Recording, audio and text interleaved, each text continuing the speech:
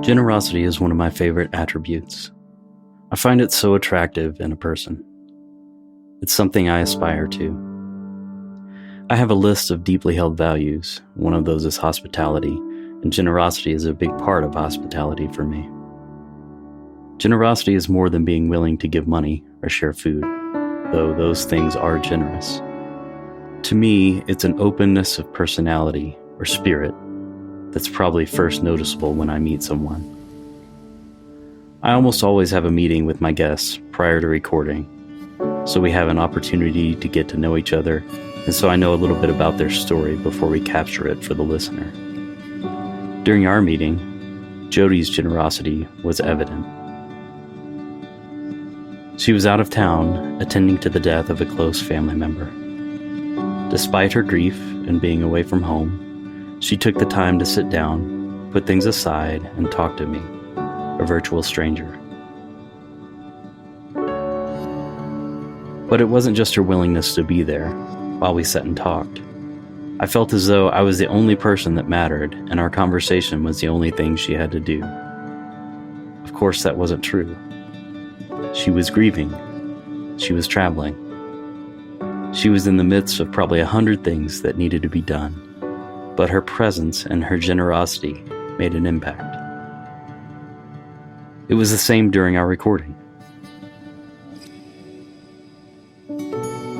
And I had something of a revelation when we were talking about the impact of her crash landing into a world where she knew nothing and no one, and she talked about slowly becoming accustomed to the new environment and circumstance. She said something like, if you're lucky, instead of having your heart hardened, you open up and connect and find community. It struck me. I think you can hear me tearing up during the interview, because each difficulty we encounter has the potential to harden us. It's understandable. Losses, crises, distresses, they often hurt. I, for one, don't like to be hurt. It makes sense to curl up in a ball and protect oneself from further injury. But there is that opportunity, the hopeful, open posture of taking the hurt and allow it to soften the heart, to look for others who are also hurting, to live in such a way as to try to lessen the damage being done to others. The one thing Jody said that I think she might have wrong is, if you're lucky. I understand what she means, but I believe it's a choice. And I don't think it's just about picking one way or the other, hardening or softening, because hardening and protecting is the thing that makes the most sense. It's probably the reaction that most people have. Opening up and softening is the more difficult, more courageous choice. But that's the call for those of us who want to live our lives with intention and purpose, to fully experience our difficulties, and rather than simply reacting, to respond thoughtfully, to make the brave choice to stay soft and even open up to become more and more generous of spirit, to give our attention, our help, our kindness, our time, not only to the others around us also experiencing difficulties, but also to ourselves, which can often be the most difficult. This week, I invite you to become more aware of the posture with which you're carrying yourself. Have hardships, difficulties, wounds, struggles, setbacks made you hard towards others, towards yourself?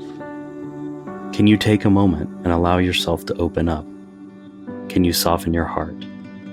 Can you allow yourself a moment of generosity, kindness? Can you offer forgiveness? Can you show some love? Can you have a moment of joy? Will you allow yourself a moment of peace? Will you have patience in a moment of frustration? Can you be a gentle place for someone who is vulnerable and delicate? It is the more difficult choice, but it's also often the more rewarding choice. Because hardening, while understandable, is a selfish act, but softening is generous. And as I said, generosity is one of the most beautiful things there is. This is Dying to Tell You.